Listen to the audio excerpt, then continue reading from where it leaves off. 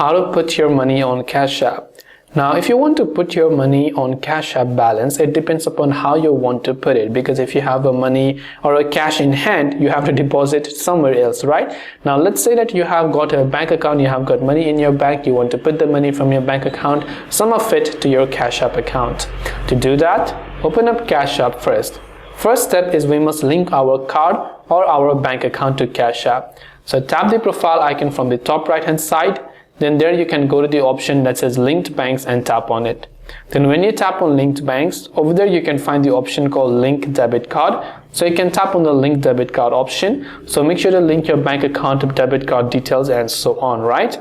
So once you've done that, let's say now you want to add money to Cash App. To add it from those linked payments, tap on the home icon, and here under cash balance you can see the option called add money.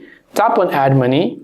Enter the amount that you want right here. You can choose a preset amount or a custom amount right here, and just make sure to enter that. Then tap the add button. It allows you to confirm your cash pin for personal account. So confirm your cash pin, and then the money will be added to your Cash App account.